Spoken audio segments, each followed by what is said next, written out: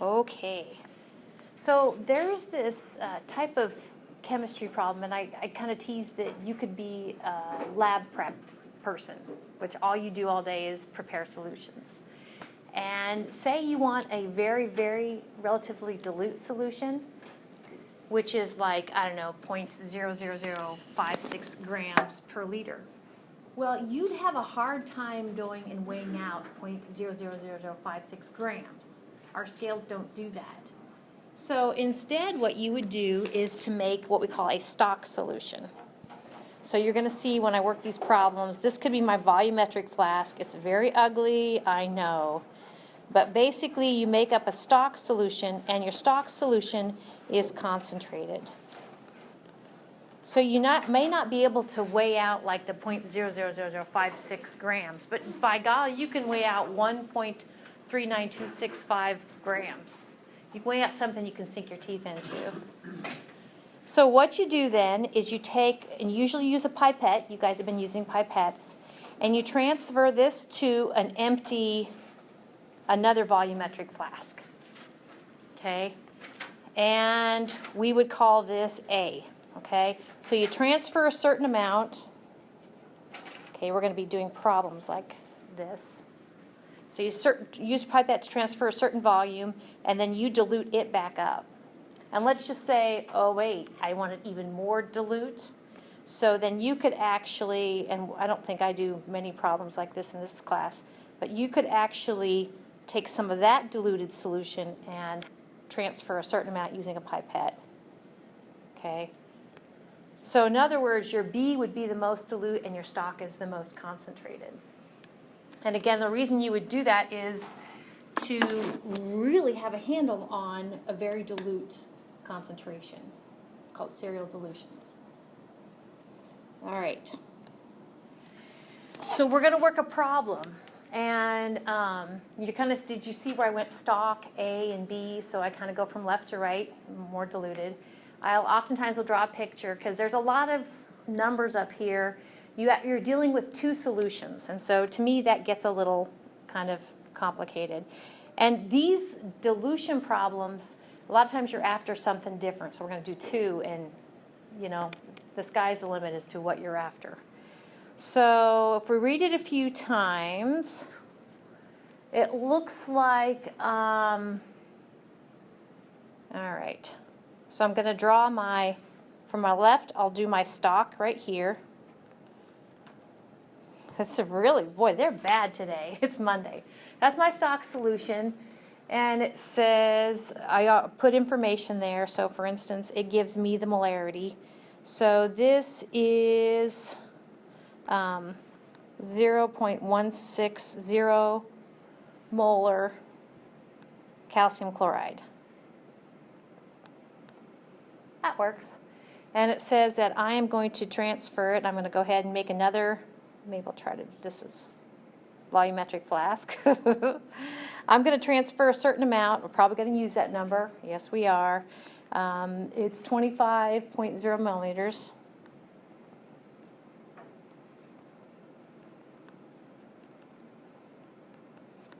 Can't spell transferred, but that's okay. You get the idea.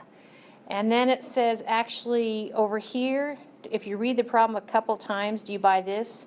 That my diluted volume is 125.0 milliliters. Are we all on the same page with that? Cool. Well, I don't have the question up there yet. I'll switch to green. Okay. The question is, what is the molarity of the resulting solution? So I go over here to diluted. I write question mark M. What is the molarity? Of course, M we talked about on Friday. Molarity means moles, in this case, of CaCl2 per liter of solution. That's what we're after. That is our target. So I'm going to work it in 3 steps, but do you guys buy this? That we can use this, how do I say it? We can use this molarity and this volume to get to the moles that were transferred. That's actually going to be our first step. 1, moles transferred. I'll just put TANSF for moles transferred. How? 25 milliliters of 0.160 molar. You guys did calculations like that. We can get to moles transferred. And then we're almost there. Once we get to moles transferred, well, we know we diluted it up to a final volume of 125 milliliters. So, bada boom. The second step is just to take a ratio of moles transferred divided by the volume, which is 125 milliliters. That's it. That's it. There we go. So what moles were transferred? I love the word aliquot. What moles were transferred in that 25.0 milliliter aliquot of the stock solution? Well, we have volume and molarity. We can get to moles. So we're going to unpack molarity is what? 0.160 m means 0.160 moles CaCl2 per 1 liter of solution. So we can't use mils right away. We have to go ahead and convert it to liters. So remember we said we could do that by putting 1 liter over 1,000 milliliters. So that's my next term. And now we can stick in molarity. We want liters to cancel, so we're going to use what? The unflipped version of molarity. So bada boom, just go ahead and put in the 0.160 mole CaCl2 over 1 liter. So now if you're keeping up with what cancels, your milliliters have canceled, your liters have canceled, and you're left with transfer moles, which is wonderful. Oops, sorry. Units of transfer moles, which is perfect. Now I'm breaking it up, and I don't think you have to, but I think it helps. So looks like 3 sig figs. Excuse me. So I see some of you pushing it in. Did you guys get, I got 0.004. So to give me 3 sig figs, I have to put 2 trailing zeros after the decimal. So 0.00400, that's moles CaCl2 that were transferred. Cute little moles running around that little 25 milliliter aliquot. So then that was diluted up to 125 milliliters. But I just think a picture, then I kind of can see the 125 milliliters. Okay? So all we got to do is take those moles that were transferred and divide it by the total volume of this diluted solution. But don't lose information as you're working your problem, because we had 4 significant figures with regard to the volume. So not quite done. This won't give us molarity, because molarity is moles per liter. This will give us moles per milliliter. So one more term, 1,000 milliliters over 1 liter, and that should do it. So unit-wise, our milliliters have canceled, and we are left with moles for, how many sig figs, what do you think? Yep, I'm liking it. So did you guys get 0.0320? 3 sig figs. Now I probably would go straight for this down here. I would just probably write 0.0320 big M. Molarity, or molar, CaCl2. So that's a dilution problem. And again, they come in different shapes and forms, and you're after different things. Okay? All right. Well, let's do another dilution problem, or let's see a picture of dilution. My movie didn't work. They expire after 12 years, I don't know. But here's still images. So this would be your stock solution here in the beaker, and they're using a pipette to very specifically transfer specific volume. Looks like we have, what, a 250 ml volumetric flask. The information is down here. The analyte, or the solute, actually is potassium chromate, K2CrO4. The transfer volume is 10 milliliters, and the stock solution looks like 0.250 molar. So kind of like what you guys did in lab, they were careful. They brought it up to that mark on the pipette. They moved it over to the volumetric flask and let it rip. Hopefully touching along the sides of the glassware like they're supposed to do. Okay. So when it's entirely transferred, they went ahead, they probably didn't use a wash bottle for this whole thing, but they probably went over to the reagent grade water and let her rip, got close to the neck, and then switched to a wash bottle that had reagent grade water in it. One last step, and it gets all of us, if you prep your own solutions or solutions for somebody else, what would happen with regard to concentration if I were just to go ahead and take this and just use it without doing anything else after I had the solute down here, the potassium chromate, and added water? It might not be homogeneous. It might not be homogeneous, might not be the same throughout. You can see that what the author of this solution wants is 0.0100 molar in the diluted solution. Yep, so it would be more concentrated down here and dilute up here. That's actually a good thing to put in the back of your mind for your lab on Thursday. You guys are going to be making your own solutions, and you want to do one of these at the end, or after you've diluted it up with water. You want to mix it really well. So otherwise, you'll be chasing a moving target. So let's see what this one looks like. I'm going to go ahead and make my stock, diluted. I'll just make them both in volumetric flasks because I can. It says, let's just read it little by little. It says we're going to transfer 2.00 milliliter aliquot. Potassium dichromate, and it says we're going to pipette it into a volumetric flask that has a capacity of 500.0 milliliters. So this would be my diluted. Does that make sense? So over here, when I dilute it all up, you're looking at, that works. And it says that enough water is added up to the line, the calibration mark. Okay.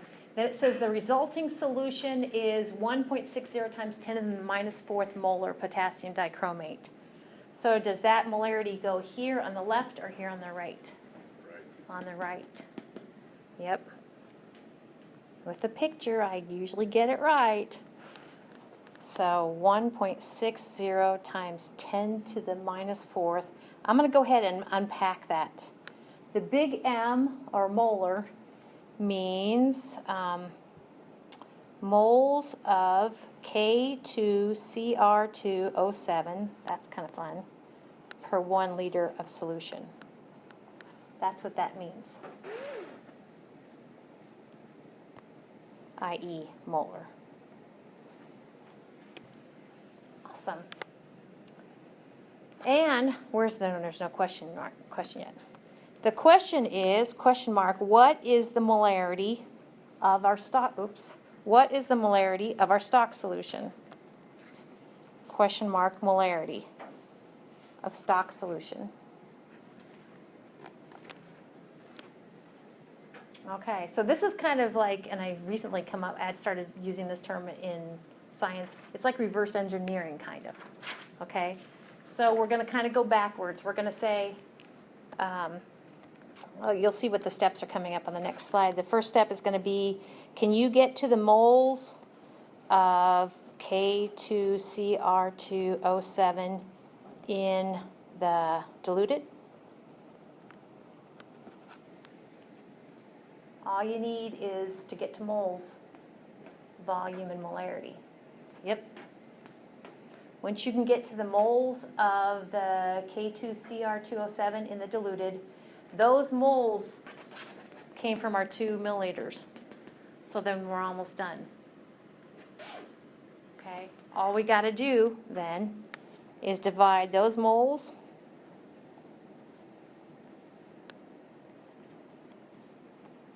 that were transferred, the moles and diluted, I'll say, or transferred. TRNSF. Then to get to the final answer, take the moles transferred and divide it by your transfer volume, which is 2.00 milliliters. That's it. That's totally it. So, here we go. So, to get to moles using volume and molarity, so we're going to get to the moles in our diluted stuff first. So, we can start with either term, but I'm going to say the overall volume of our diluted solution was 500 milliliters. Now, molarity is moles per liter, so we got to get that to liters. So we can do 1 liter over 1,000 milliliters is our next term. And then we can go ahead and insert molarity, and we want liters to cancel, so we're going to use the unflipped version of molarity.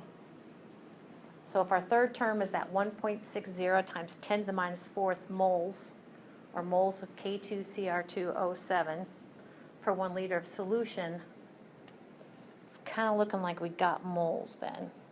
Milliliters cancel, liters cancel, and we have transfer moles. We have moles. How many sig figs are we allowed, you think? 3 sig figs.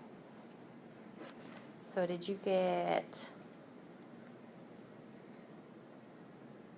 You probably got a nice round number and tack on a couple of trailing zeros after the decimal. So scientific notation, 8.00 times 10 to the minus 5th moles of K2Cr2O7 must have been transferred.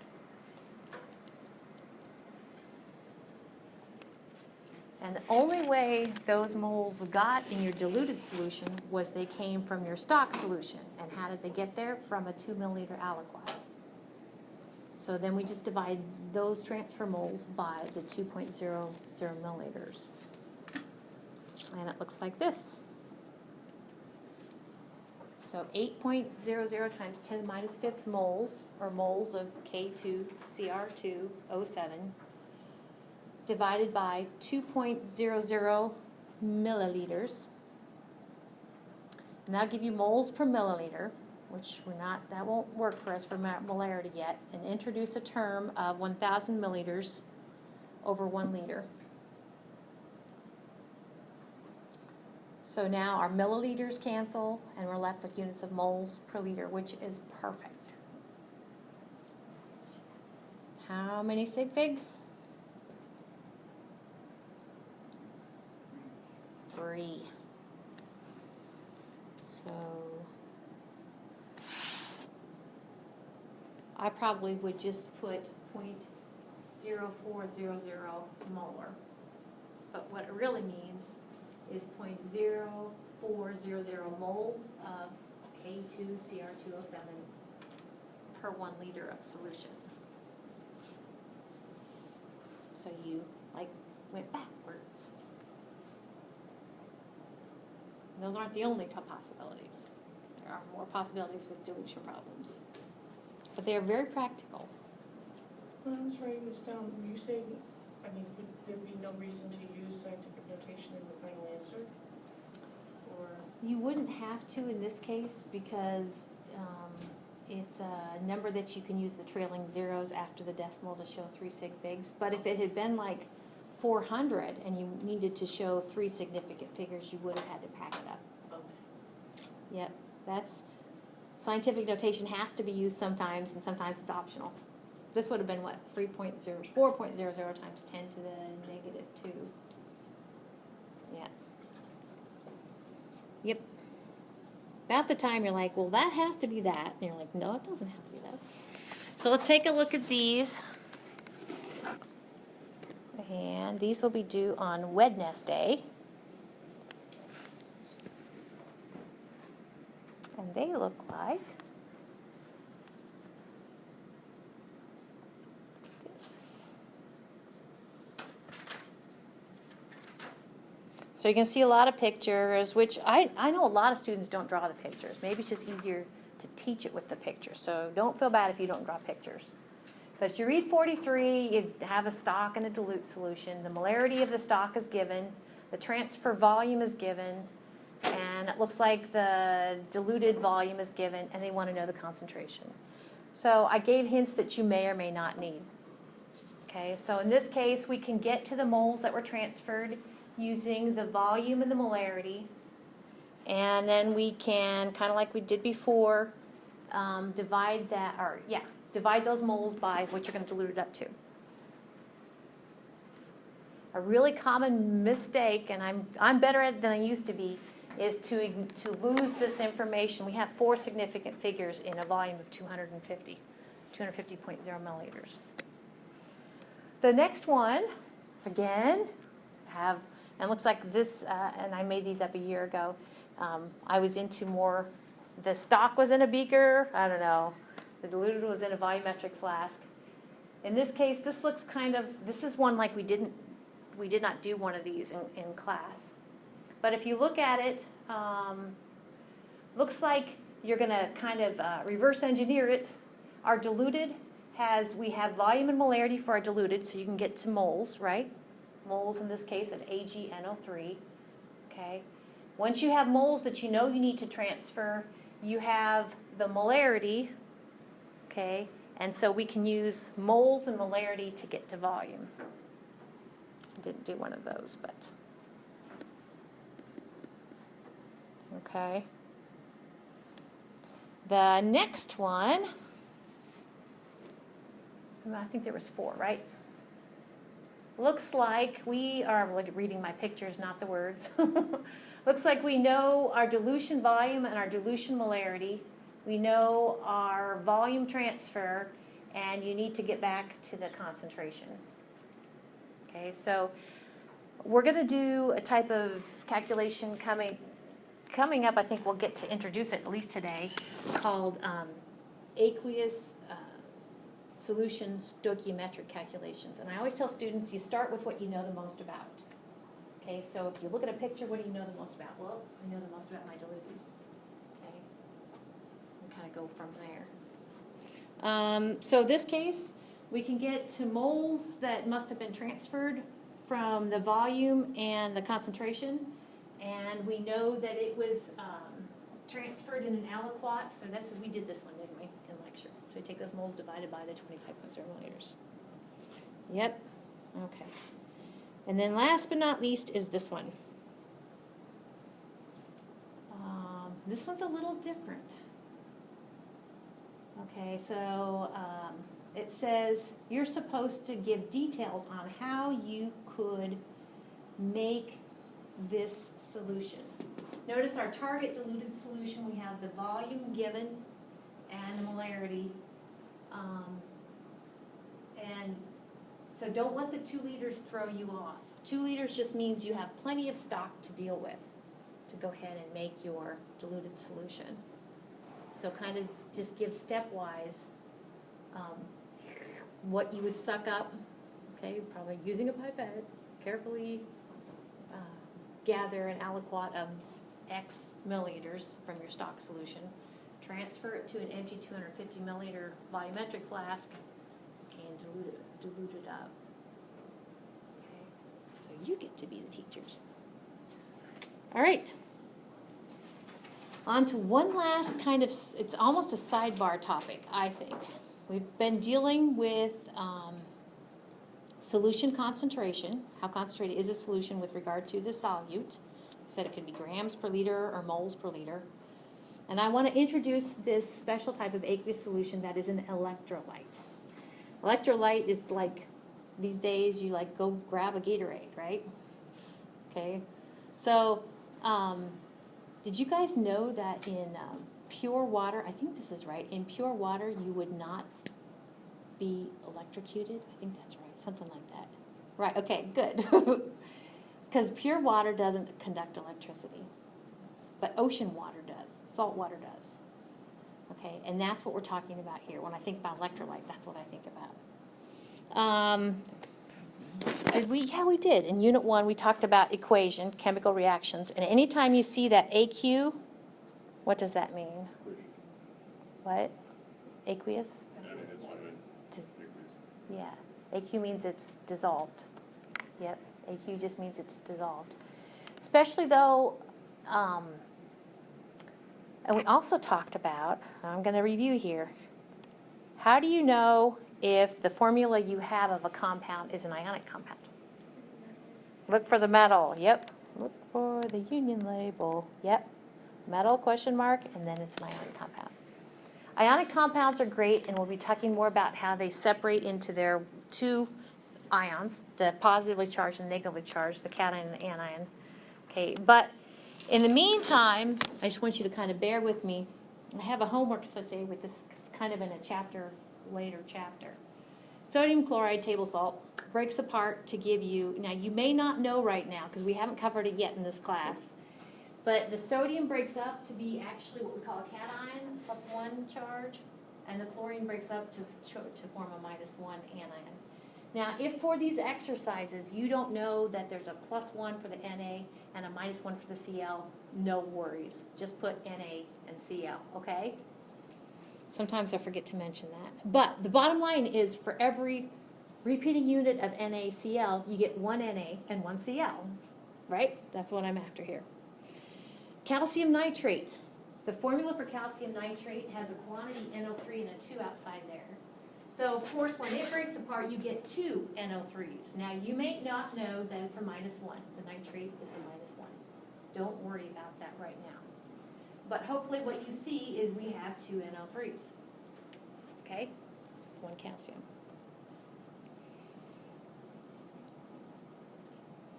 All right. So that comes to one more solution concentration thing I want to look at. If we pick on calcium nitrate, we said because of this 2 right here, we know that we get 2 NO3s. Again, don't worry about the -1 charge, whatever. Okay. So do you buy this? To work this problem, there's actually a question up at the top here. It says, all right, so let's just say of your calcium nitrate, you have 0.230 molar. And it's going to, what we say, ionize or break apart, dissolve, whatever. Okay, and the question is over here, question mark, molarity. What would be the molarity of your NO3?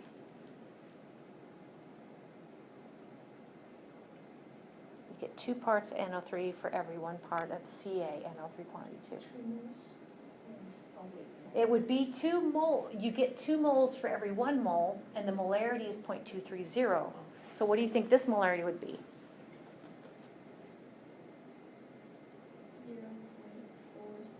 0.460. That's what I was after. Do you see what Shelby, hear what Shelby said? 0.460 molar.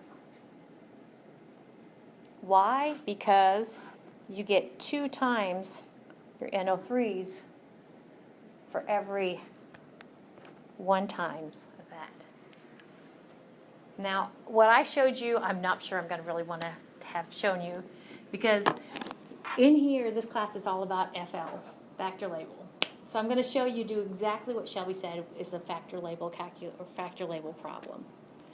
Simply, if we start out with the molarity of the Ca quantity NO32, so 0.230 moles of CaNO3 quantity 2 per liter of solution.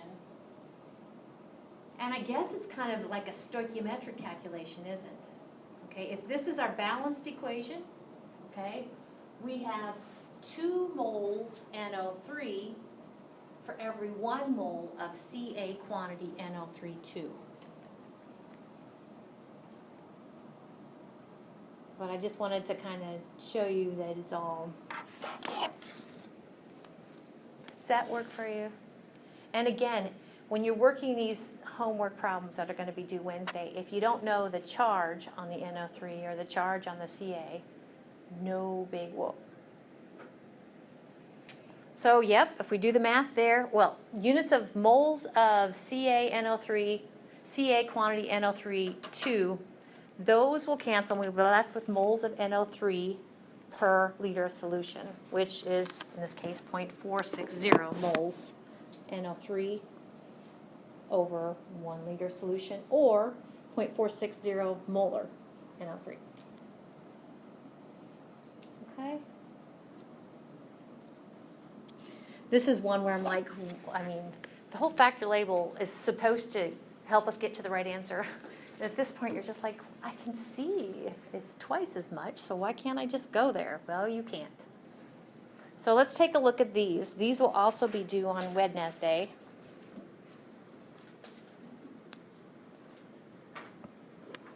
I actually have to say Wednesday, so I remember how to spell it. Yep. So at this point in the textbook, Petrucci is counting on us, talking about ionic compounds, the formation of ionic compounds and all that. And we'll get there. Now, one thing right off the bat, oops, this is the one I'm going to pull up. One thing right off the bat is, what did I tell you that the square brackets means? Remember? It means what? Yes, it does. It means molar concentration or molarity. And we'll be using that convention. You know, now that I think of it, why do they do that? Why don't they just keep with the big M? I don't know, but they don't. We don't. We're, okay. So it says determine the concentration of the ion indicated in solution. So for instance, I just did, I can't remember, I think I picked on C. So if I pick on C, again, you may not know what you recognize Al as aluminum, okay, and you recognize SO4 as a quantity. SO4, it's actually a polyatomic ion, it's sulfate, SO4 2 minus, okay. So you wouldn't have to do this, but I went ahead and showed it kind of as a chemical equation, showing it ionizing or dissociating to form, for every one formula unit of Al2 quantity SO4 3, you get what? 2 ALs, and you get 3 SO4s. Okay? So, and then I don't think I necessarily finished it. Yes? So we can just divide that 0.083 by 2, and that would give us the molarity for aluminum? You'd want to end up, if you do factor label, you're going to see it's multiply, not divide. Okay. And you're going to have to use the factor label process. Yep. So in other words, I'm almost there for you. Basically, instead of an M, it's going to be 0.083 moles of Al2 quantity, SO4 3 per liter of solution. And then if you see if this is your second term, those moles will cancel. You'd be left with units of moles of Al plus 3 per liter of solution. You're done. Okay?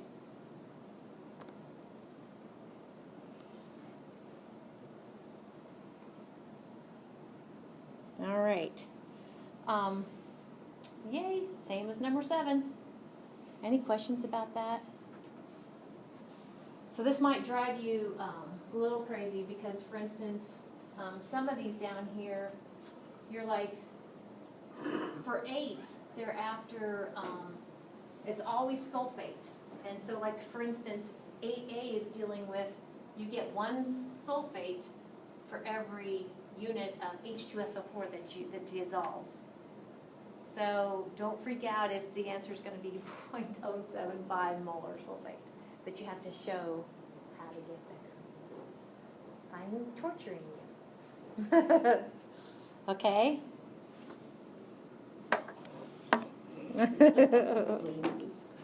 All right. So on to kind of take at least a running start. I don't know if we'll get to an assignment slide. We'll see in the next part. Because the next part is what you guys are going to be doing in lab on Thursday. So it's always kind of nice to know what you're doing in lab. I know we still need to go back and pick up part 2 and 3. I have not forgotten. So this is where I said you're going to see me kind of take the numbers from the story, the problem, and I'm going to kind of superimpose it, not on a picture this time of a beaker and a flask, but I'm kind of superpose that information on a balanced equation. So this is where I said, this sort of problem, you see what you know the most about. Okay. We're going to combine stoichiometry, which we all know and love now, stoichiometry, how do you go from grams of something to grams of something else, stoichiometry, with what we know about solution concentration now. So, if you're familiar with, so these sort of solution stoichiometry calculations fall into only 2 categories, which is better, I think. usually two categories. Either we are trying to get to the concentration of a solution, we're either trying to get to concentration molarity, or we're trying to get to volume. Now there are some variations on that, but molarity or volume. This is where I thought I was. If you're familiar with the, it kind of rings in my ear, one equation, one unknown, you know. If you have two unknowns, you need what? Two equations? Okay, if you have three unknowns, you need three equations to ultimately get to those three variables. So if you have one equation and one unknown, you're set. So here's our one equation. Molarity, big M, is equal to moles of solute per liter of solution. So we actually have three quantities there: molarity, moles, and volume. So if we know, if we only have one unknown, we can solve for it. Bottom line, you guys have been kind of doing those, or we've been doing those today and Friday. So here we go. So this is where I said this is the balanced equation, and I take this information down here and I put it underneath what it lines up with, kind of what I do with stoichiometric calculations. So what volume, okay, what volume, and then this is associated with NO3. So I find my NO3. What volume it's associated with NaOH. I find my NaOH, and underneath there I put question mark volume. What volume? Notice the NaOH molarity is given. So above that question mark volume, I put 0.235 molarity. Okay. Is needed to react with, or must give us some more information here, is needed to react with, now I'm dealing with the H2SO4, has a volume of 35.0 milliliters. 35.0 milliliters. And the molarity of the H2SO4 is also given, 0.108 molarity. Molar. So when I said start with what you know most about, I bet we're all on the same page. What do we know most about is the H2SO4.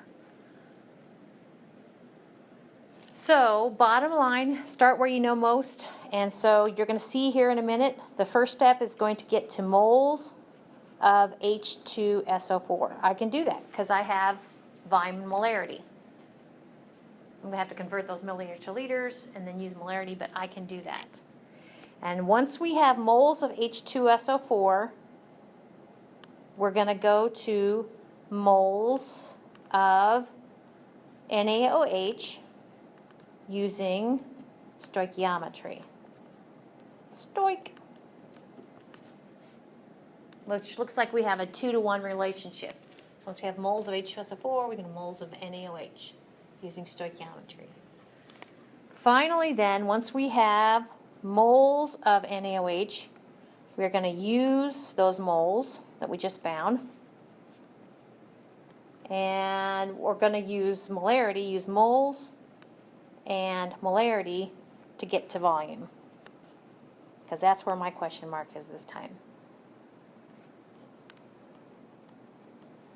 This sort of kind of straightforward stoichiometric calculation, do you see where we have molarity, volume? So we have like 4 things. So bottom line, you're missing one of those 4 things. Okay? So in this sort of calculation. So here we go. What were the moles of H2SO4? Well, we were given the volume and molarity. So you can start with either term, but I usually start with the volume, so 35.0 milliliters. Now, if I'm doing this, and actually you can see it, I'm not going to put 35.0 milliliters H2SO4 because I have that blue heading there. And so when I actually work these out in my answer key, I put a heading, moles H2SO4, so I don't have to write that all the time. I put that over 1, then I got to convert that to liters. So if I put 1 liter over 1,000 milliliters, and again, if you haven't labeled it, I'll try to catch it on your homework so you don't get docked on the test, but you have to clearly tell me what you're working with, in this case H2SO4. Then that leaves us with liters of solution, and now actually we use the unflipped version of molarity, right, because we want liters to cancel. So the molarity that was given was 0.108 molar. That means 0.108 moles of H2SO4 per 1 liter of solution. Now again, since I labeled it, I may not even put the H2SO4 there either. Now everything cancels except for your moles. We need to round according to 3, right? Significant figures.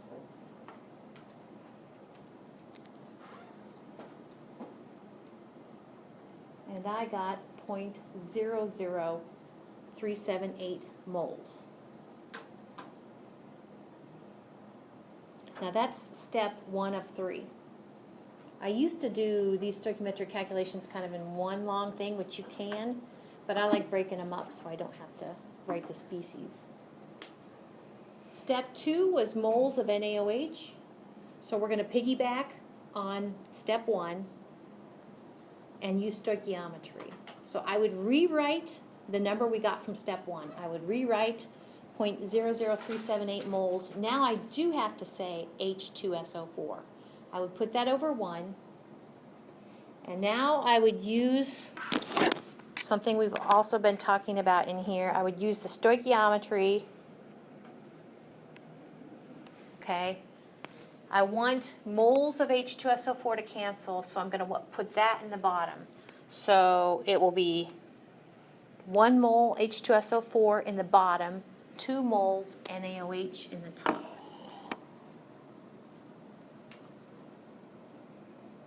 There's your stoichiometric ratio from the coefficients. So, giving ourselves again 3 significant figures. That gives us 0.00756 moles of NaOH, and we're almost there. Now we have skipped from H2SO4 to NaOH.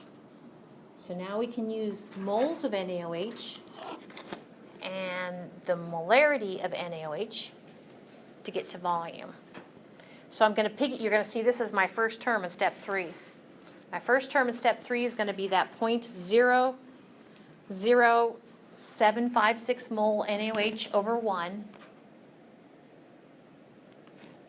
Maybe in my doodling up front where I put the information under the balanced chemical equation, I might have unpacked molarity of NaOH. In this case, we want moles to cancel, so we're going to use what? The flipped version of the molarity of NaOH. So it's going to look like this. 1 liter of solution over 0.235 moles. 1 liter over 0.235 moles. That's the molarity of NaOH. Now my moles have canceled, and we're left with volume in liters. A lot of times these sort of problems will want the volume not in liters but milliliters. Did it say milliliters? Did it say volume? Okay. So one more cleanup thing. So it looks like we need to go, what, 1,000 milliliters over 1 liter, and that will get us there. So this is the third step of 3. So our moles have canceled. Our liters have canceled. We're left with units of milliliters of solution. And it looks like we can carry along 3 significant figures.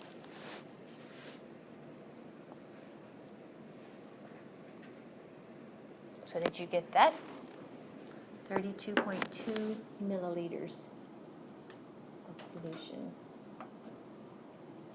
Now, one thing I didn't emphasize yet for this sort of problem, but can you see where with that, the H2SO4, given that volume and that molarity, and the NaOH, that volume and that molarity, what you have done basically is you have used just the perfect amount of each so that they both annihilate each other.